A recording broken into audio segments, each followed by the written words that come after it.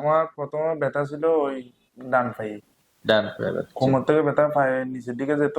আমি আচ্ছা ইন্ডিয়া থেকে ঘুরে বাংলাদেশে এখানে আপনার পেজে পুরো দেখছি, আপনাকে দেখে আমি আপনার এই পরিচয়টা জেনে এখানে আসছি। এখানে আসার পরে আপনি আমাকে অপারেশন দেওয়ার সিদ্ধান্ত নিয়েছেন। আমি অপারেশন দেওয়ার পরে 2 বছর মোটামুটি ভালো খুব ভালো, কাটিয়েছে।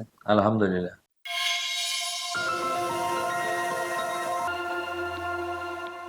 আসসালামু আলাইকুম, আমি ডাক্তার মোহাম্মদ গৌসুল আজম। আমি অ্যাসিস্ট্যান্ট প্রফেসর হিসেবে কর্মরত আছি ঢাকা মেডিকেল কলেজ হাসপাতালে নিউরোসার্জারি বিভাগে। বরাবরের মতো আজকেও আমি পেশেন্ট রিভিউ নিয়ে হাজির হয়েছি আপনাদের মাঝে। আজকে আমার কাছে যে ভাই আছেন, তার প্রায় 2 বছর আগে আমরা অপারেশন করেছিলেন। উনি মেরুদণ্ডের প্রবলেমে ভুগছিলেন, নার্ভের সমস্যা ছিল, ডিস্কের প্রবলেম ছিল, ডিস্ক হার্নিয়েশন হয়ে ওনার পায়ে ব্যথা যন্ত্রণা হতো এবং কোমরে ব্যথা ছিল। অপারেশনের 2 বছর পরে আজকে আবার ফলো আপে আসছেন। তো ওনার মুখ থেকে আমরা শুনবো ওনার আসলে প্রবলেমটা কি ছিল। ভাই, আপনার নাম কি? মোহাম্মদ আলী আকবর। আলী আকবর। বাসা কোথায় আপনার? আমার বাসা হচ্ছে চট্টগ্রাম। চট্টগ্রাম। তো আপনার কি কষ্ট ছিল আমাকে একটু বলেন তো। আমার প্রথমে ব্যথা ছিল ওই ডান পায়ে। ডান পায়ে ব্যথা ছিল। কোমর থেকে ব্যথা পায়ের নিচের দিকে যেত।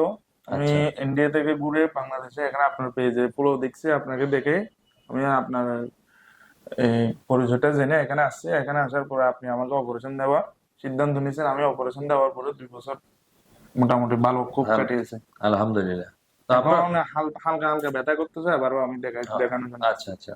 তো ওনার যেটা প্রবলেম ছিল আসলে ওনার মাঝখানে আমার মনে আছে যে কোমরের ডিস্কের হার্নিয়েশন হয়েছিল, জি এবং এটার জন্য উনি সিএমসি ভেলোরে গিয়েছিলেন এবং জি ওখানে উনি 3-4 দিন বা কয়েকদিন ছিলেনও। জি জি তারপর ওখান থেকে উনি ব্যাক করেন এবং আমাদের কাছে জি অপারেশন করে উনি চিটাগাং গিয়েছিলেন, আমার জি জি যতদূর মনে পড়ে, তাই না? জি জি যাই হোক, ওনার সাথে 2 বছর পরে প্রায় দেখা হলো, ভালো লাগলো।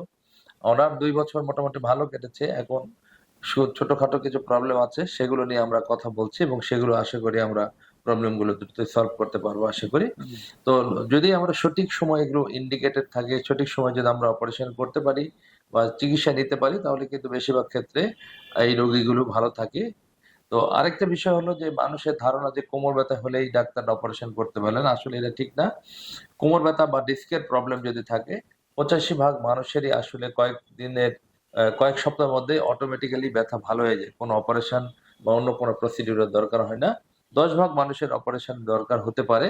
তো যারা আসলে অনেক কষ্ট পাচ্ছেন, যাদের ঔষধ খাওয়ার পরে অসুখ ভালো হচ্ছে না, বা যাদের আসলে পায়ের পাতা পড়ে যাচ্ছে বা দুর্বলতা হচ্ছে, প্রস্রাব পায়খানা আটকে যাচ্ছে, অথবা যাদের সময় নেয় দ্রুত অপারেশন করে সুস্থ হতে হবে, এই ধরনের মানুষ যারা থাকে, তাদের ক্ষেত্রে কিন্তু অপারেশনটা জরুরি হয় আর জরুরি। কি। হ্যাঁ। জি আর বাকি যারা অল্প বিস্তর ব্যথা হচ্ছে, তাদের ক্ষেত্রে ব্যায়াম এবং ফিজিওথেরাপি যদি কন্টিনিউয়াসলি রেগুলারলি নিতে পারে, তাহলে আশা করি ঠিক হয়ে যাবে ইনশাআল্লাহ। জি তো আপনাকে অসংখ্য ধন্যবাদ আমার এখানে আসার জন্য, আমাকে বিশ্বাস করার জন্য। জি আপনাকে এবং ধন্যবাদ। আপনার দেখা দেখি কিন্তু অনেক মানুষ এখন ইন্ডিয়া থেকে প্রচুর মানুষ যারা চিকিৎসা করে আমাদের কাছে এসে কিন্তু এখন চিকিৎসা গ্রহণ করে আর কি। হ্যাঁ। আমরা একসাথে 3 জন আসছিলাম, সেদিন অপারেশন করছি।